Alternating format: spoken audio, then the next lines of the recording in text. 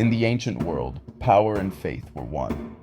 Pharaohs were gods, and gods ruled the earth. But one man dared to challenge it all. A man whose story has haunted history for centuries. Was he a prophet or a pharaoh? A liberator or a heretic? This is the story of Moses, and the theory that he was also Akhenaten, Egypt's most controversial king. A story that rewrites everything we thought we knew. Welcome to Hudson Gray. The ancient world is full of mysteries, but few are as tantalizing as the life and times of Moses. For thousands of years, his story has been told and retold. A child hidden in a basket, a leader who split the Red Sea, and a prophet who delivered the Ten Commandments. But what if the story we know isn't quite as it seems? What if Moses wasn't just a prophet, but a pharaoh? A pharaoh named Akhenaten. Let's go back to the 14th century BCE. Egypt is the superpower of the ancient world. Its pharaohs rule with absolute power. Its temples reach to the heavens, and its priests control the nation's spiritual life. Then, suddenly, a heretic king rises, Akhenaten. He abandons the old gods, worships only one deity, the Aten, the sun disk, and moves the capital to a new city called Akhetaten. It's a revolution in faith and power, and then, just as quickly, it collapses. The biblical story of Moses begins in roughly the same period. According to the Old Testament, Moses was born to Hebrew slaves in Egypt. His mother hides him in a basket to save him from Pharaoh's order to kill all newborn Hebrew boys. He grows up in Pharaoh's palace, learns the ways of Egyptian royalty, and eventually leads his people out of bondage. So, here's the question. Could these two figures be one and the same? Let's look at the timelines. Akhenaten reigned from around 1353 to 1336 BCE. The Exodus story is traditionally dated to somewhere between 1400 and 1200 BCE, depending on who you ask. That's a pretty broad window, but Akhenaten's reign falls squarely in the middle of it, and there's more than just dates to consider. Both Moses and Akhenaten are monotheists, or at least they tried to be. Akhenaten's monotheism was revolutionary in a polytheistic world. He abolished the worship of Egypt's traditional gods and declared that only the Aten was worthy of devotion. In the Bible, Moses declares, "Hear, O Israel, the Lord our God, the Lord is one." Both figures champion a single God in a world that saw divinity in every river, mountain, and storm cloud. It doesn't stop there. Both men face resistance. Moses clashes with Pharaoh, who refuses to let the Hebrews go. Akhenaten's enemies were the priests of Amun, who saw his new religion as a threat to their power and wealth. In both cases, religious upheaval leads to political crisis. Akhenaten's new capital, Akhetaten, is abandoned soon after his death. The Hebrews, led by Moses, flee Egypt for the Promised Land. There's even a connection in the names. Moses, in Hebrew, means drawn out, as he was drawn out of the water.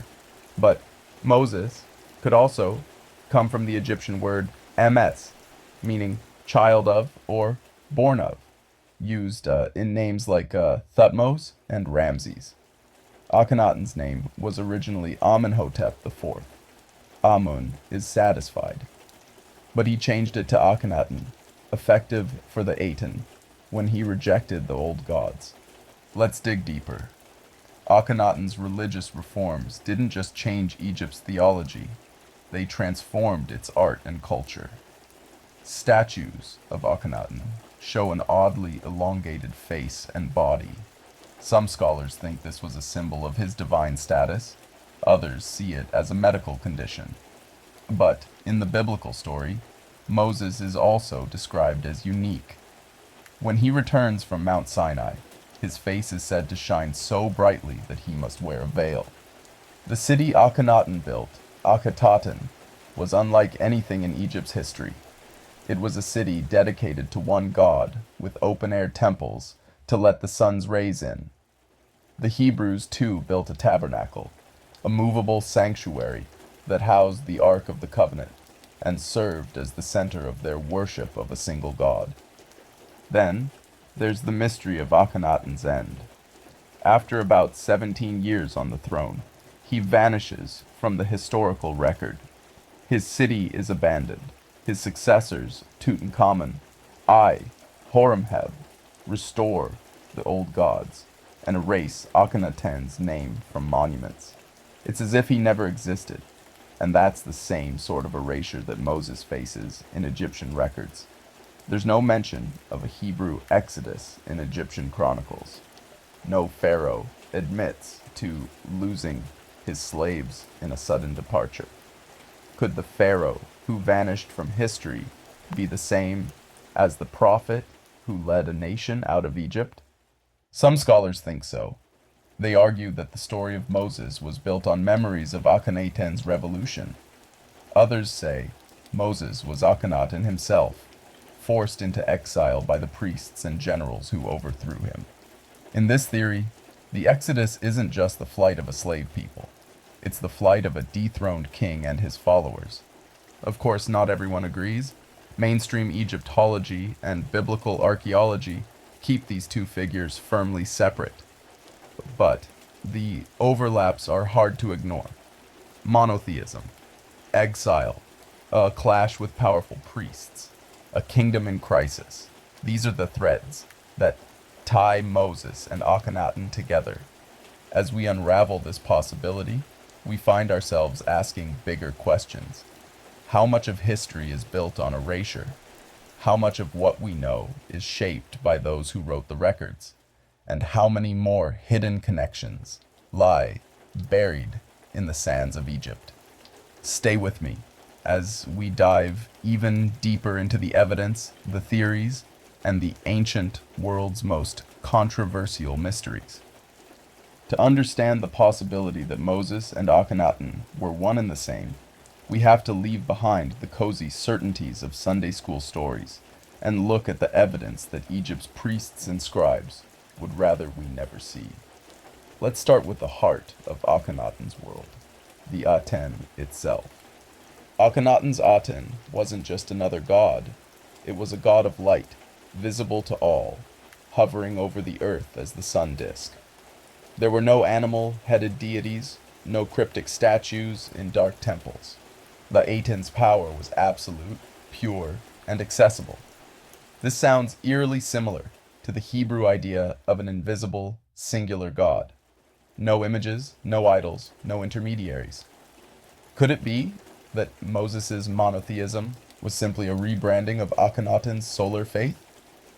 The biblical narrative says Moses fled Egypt after killing an Egyptian overseer who was beating a Hebrew slave. But consider this.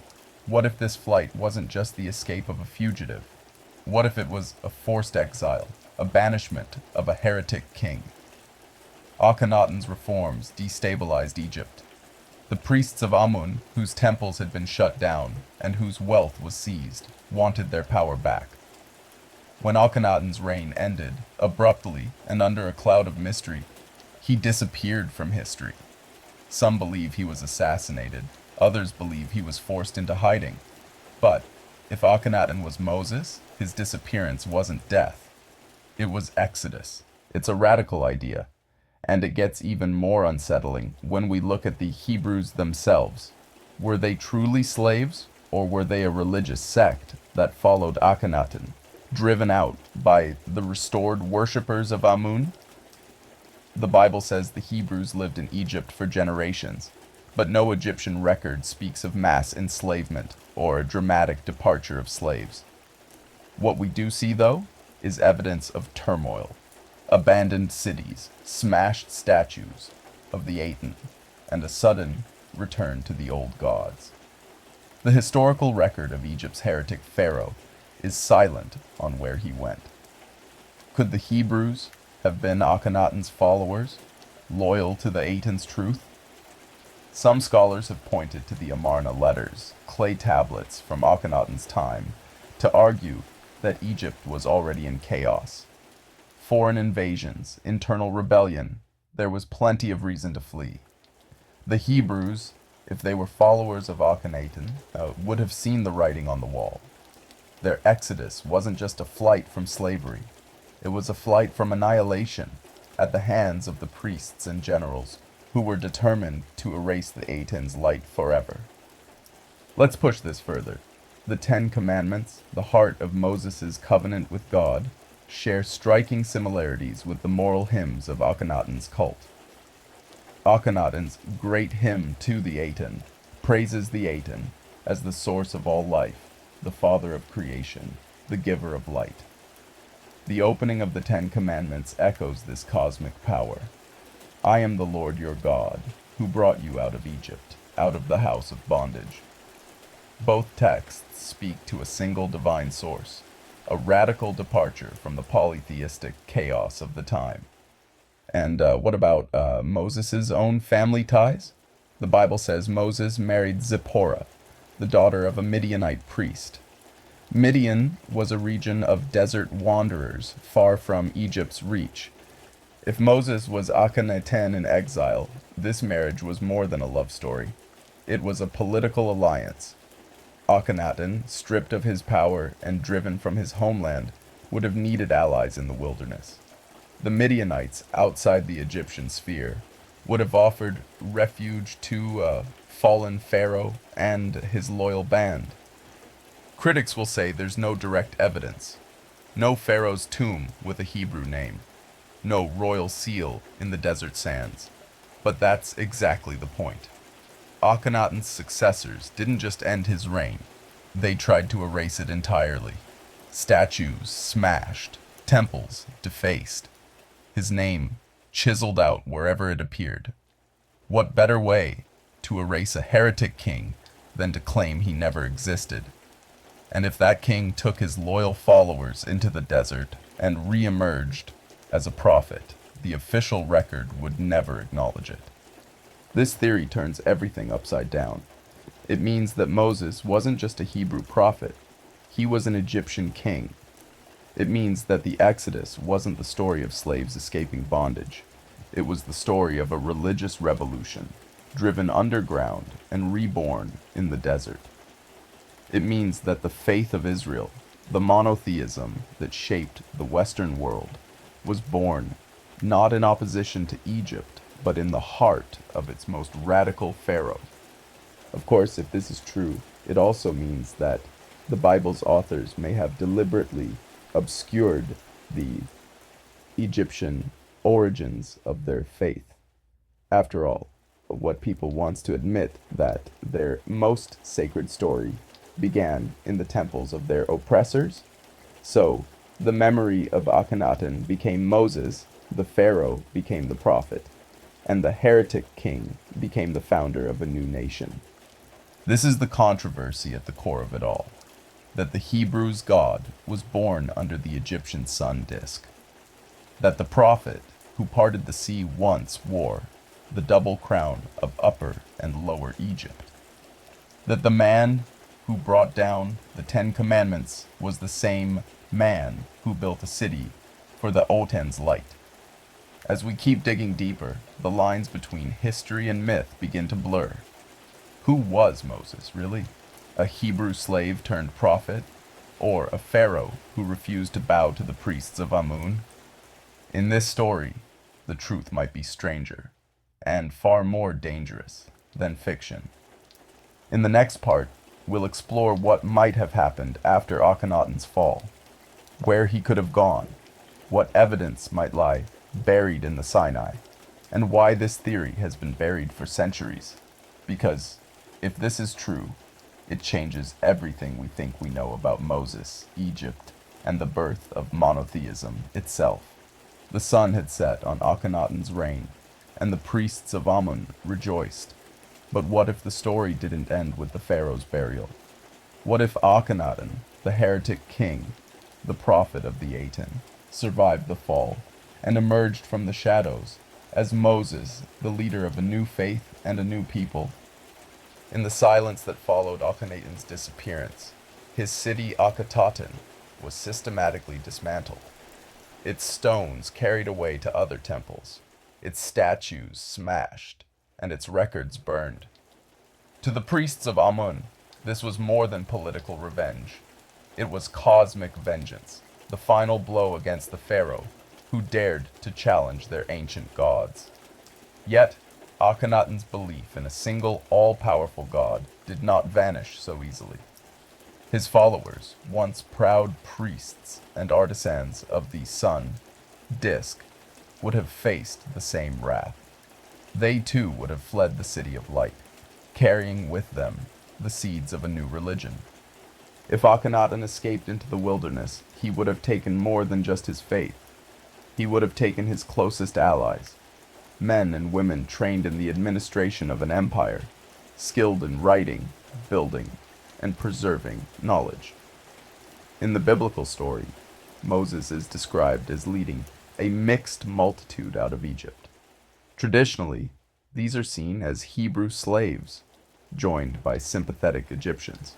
But what if they were Akhenaten's own retinue, the last defenders of the Aten, carrying the pharaoh's vision into the unknown? The route they took would have been deliberate. The biblical account says they crossed the Red Sea, or the Sea of Reeds, depending on the translation. Ancient trade routes crisscrossed the eastern delta and the Sinai Peninsula. Akhenaten, a master of Egyptian administration, would have known these routes by heart.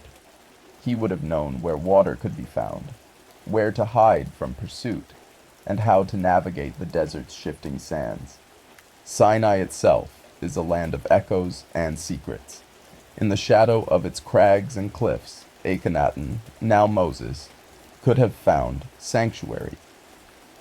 The Bible says Moses climbed Mount Sinai and received the law of his God.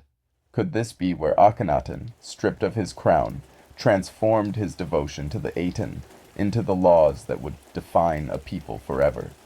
The Ten Commandments are stark and absolute, a clear break from Egypt's many gods, just as Akhenaten once smashed the idols of the old temples. Moses commands his followers to abandon their gods of silver and gold. The parallels deepen when we look at the Ark of the Covenant. The Bible says it was built to house the divine presence, crafted of gold, carried on poles, and guarded by cherubim. In Egypt, the bark of the Aten was carried through Akhenaten's temples in solemn processions, held aloft by priests. Both were symbols of a divine presence among the people. Both were seen as the throne of an invisible, singular God. But if Moses was Akhenaten, why doesn't the Bible say so? The answer may lie in the politics of memory. Egypt was the great oppressor, the house of bondage. Admitting that Moses was once an Egyptian king would have blurred the line between oppressor and liberator. It would have tainted the purity of the Exodus narrative, a story meant to define a people as separate, chosen, and forever free from Pharaoh's shadow. Yet, the ancient world was never that simple. Trade, migration, and conquest blurred the lines between peoples and cultures. The Hebrews were in Egypt for generations, absorbing its customs, learning its language, and perhaps even sharing its kings. The figure of Moses is a bridge between these two worlds, Egyptian and Hebrew, royal and prophetic, conqueror and exile. And what of the evidence? Mainstream historians and archaeologists have little patience for these theories. They point to the absence of inscriptions naming Moses, the lack of Egyptian records acknowledging the Exodus, and the careful chronology of the pharaohs that leaves no obvious gap for a missing king. But perhaps that's exactly the point. Akhenaten's name was struck from the records, his images defaced, his memory cursed as a heretic. In the end, history is written by the victors, and Akhenaten's enemies won. If Moses was Akhenaten, the proof would lie, not in the grand monuments of Egypt, but in the faint echoes of the desert. in ancient ruins buried beneath the sands of Sinai, in the sudden flowering of monotheism at the edge of the empire, in the memory of a people who, for all their suffering, carried with them the revolutionary spark of a pharaoh who dared to challenge the gods of Egypt. This is a theory that challenges everything we think we know. It says that the birth of the biblical faith was also the last act of Egypt's most radical king, that the story of Moses is the story of a heretic pharaoh reborn as a prophet in exile, and that in the wilderness of Sinai, far from the halls of Karnak and the pyramids of Giza, a new faith was forged in the crucible of revolution and memory. We may never find the final proof, no inscription that says Moses was Akhenaten, no tomb that bears both names, but the parallels are too striking to ignore. Two men who defied the gods of their fathers, two men who led their followers into the unknown, two men whose legacy would shape the world for millennia. And so we end where we began, with a question. Who was Moses, really? A prophet of slaves? Or the last pharaoh of a dying sun? In the silence of the desert, the answer still waits to be found. We've followed the echoes of an ancient revolution.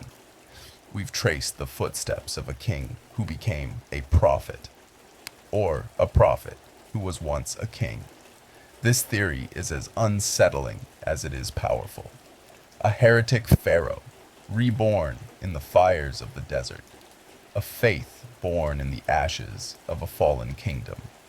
But, in the end, one question still remains. Who was Moses, really? A mystery that refuses to be silenced. This is Hudson Gray. See you in the next mystery.